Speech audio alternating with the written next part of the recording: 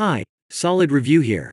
Today, I'm going to explain an Australian science fiction film called 2067. Spoilers ahead. Watch out, and take care. The premise of the movie is set in 2067, when the world has been destroyed beyond rehabilitation because of climate change. All plant life has been extinct.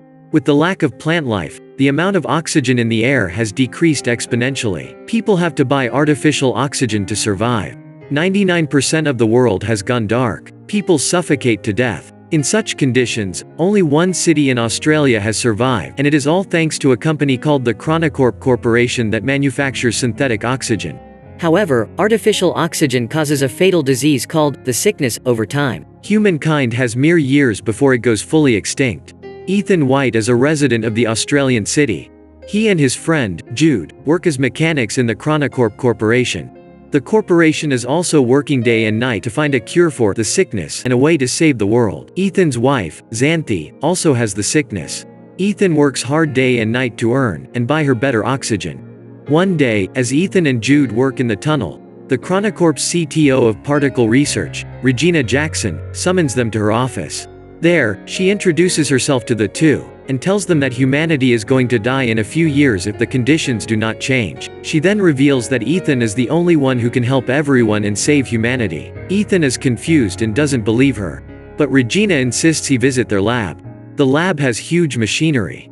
The lab doctor named Billy Mitchell introduces himself to Ethan, and looks at Ethan's wrist device for a second. They then explain to him that Ethan's father, Dr. Richard White, started this project 20 years ago. The machine that stands in front of them is a time machine called the Chronicle. In the first ever experiment done with the machine, they had to send radio waves into it to check what was on the other side. They found out through it that 407 years later, in 2474, the Earth would have enough vegetation to maintain enough oxygen in the air and sustain human life. The people come to believe that if humanity still exists several hundred years later, it is likely that they have found solutions to all the problems plaguing their reality. However, a strange activity baffled the scientists there. The waves they sent had come back reformed. When they decoded it, they found out that someone from the future had sent them the message saying, "Send Ethan White." So now, Regina and the whole team want to send Ethan into the future for him to bring back the cure. Ethan is beyond surprised. He doesn't believe them and thinks that Regina is just bluffing. Moreover, he doesn't want to leave his sick wife and go into the future. So, he declines to help. Later, Ethan and Jude are at a diner, where they buy crisp oxygen. Jude tries to persuade Ethan to go through with the plan and help save humanity. However, Ethan laughs at him, saying that he doesn't want to be like his father. Ethan hates his father for never being there for him. 20 years ago, his father left home and went missing, while his mother was killed when he was a kid. Since then, he has been brought up by Jude, a man whom Ethan regards as his older brother as well as a best friend. He blames him for leaving his mother to complete the project and doesn't want to follow in his path and leave his sick wife. However, Jude manages to persuade him, saying that the only way he can save his wife is by finding a cure. Ethan reminisces of his 8th birthday when his father has bought him a strange box as a gift. As he puts his hands inside the box, a device latches onto his wrist, making him bleed. Richard had placed a permanent hand device on his son. It has been many years, but Ethan doesn't know its use yet. Later at home, Ethan tells Xanthi everything that happened during the day, and she too insists him to go. The following morning, Ethan scribes, "I will find my way back to you," on a metal flower, and leaves it beside Xanthi. He then goes to Regina's office again and tells her that if he can find only one cure, they will have to give it first to Xanthi. Regina accepts, and takes him to the lab again. Dr. Mitchell shows him the suit that he has to wear before getting into the machine. As they begin to explain the mission to him, Ethan realizes that they do not have a plan. They have no clue what he will see, or who he will meet at the other end. However, after they put him in the suit, they give him an AI device called the Archie. Archie will show the lab Ethan's vitals at all times. It will also help to navigate his location. Then, they finally throw him into the machine. Inside, Ethan moves at high speed through time. He falls from the sky and lands in an unknown jungle. The friction from the air causes his suit to catch fire, so he quickly gets out of it. Then, he looks around, and is astounded by the beauty of nature. He finds that the world has completely changed. The trees and the natural oxygen are back. He walks in the direction Archie directs him, and sees a bunker door of some sort. But what catches his eyes is a skeleton that lies right in front of the door. Its skull has a bullet hole in it. Furthermore, he looks at the name tag on it and is horrified to see his own name. The skeleton is Ethan's. Ethan also finds the skeleton's Archie, and plays the last recording on it. He hears a man say that this is the only way, and shoots Ethan. Just then, the device's power goes off. He is horrified, believing that this is the fate that awaits him. Then, he notices the skeleton's wrist device. It is identical to Ethan's, except the light glows green in the skeleton's device, but Ethan's has been red his whole life. That night, he lights a fire and eats wild berries. It turns out that the berries were poisonous. Ethan vomits and starts to go unconscious. Ethan wakes up after a while, and is surprised to see Jude in front of him. As it turns out, the lab saw Ethan's vitals dropping and assumed he was having a reaction to poison. So, they quickly sent Jude to the future, with the cure to save him. Sometime later, Ethan and Jude find that his skeleton remains there, which means his fate hasn't changed. They then use Archie to find another door. Some device scans Ethan's eye and grants them access. When they go in, a monitor welcomes him. It asks him for a DNA sample. When he accepts it, his wrist device begins to work, making him bleed. After the blood test, it goes green.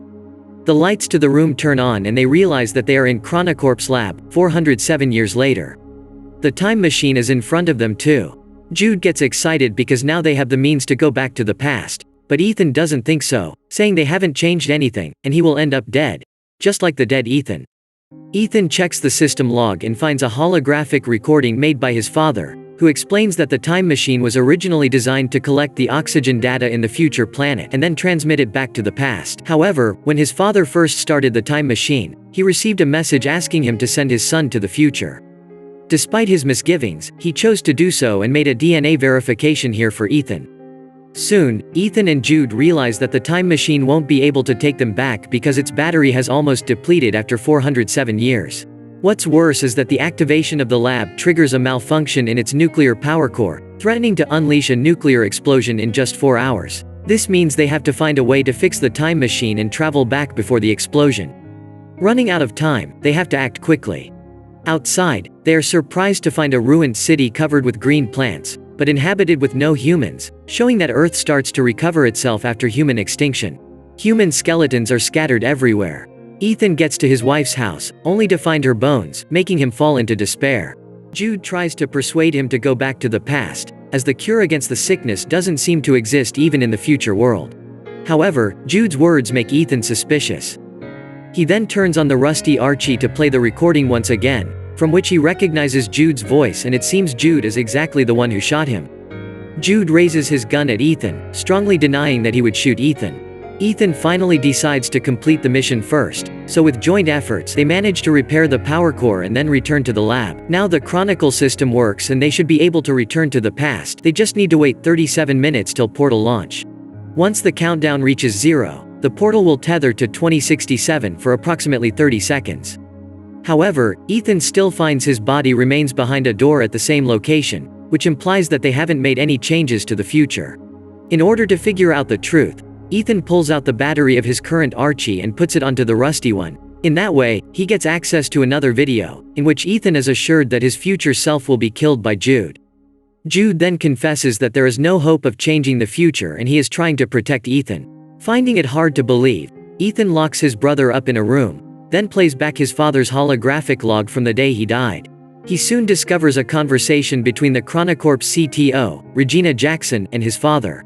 It's shown that Ethan's father wanted to use the time machine to save all mankind by finding the cure, but the CTO only intended to use the machine to flee from the dying time with some chosen few. However, whichever plan they choose, someone must travel into the future and turn on the time machine to safely send living matter through time. It requires an operational link from both sides in order to stop the CTO with her plan. His father locks the time machine and sets Ethan's DNA as the verification key. In anger at what Ethan's father just did, the CTO killed him immediately. She then orders Jude to kill Ethan's mother and be a guardian to him, so one day they can use Ethan's wristband to get access to the future. Ethan is beyond surprised. The man he thought of as his brother turned out to be the one who killed his mother and is about to kill him too. He also realizes that he has misunderstood his father, who didn't deliberately abandon the family.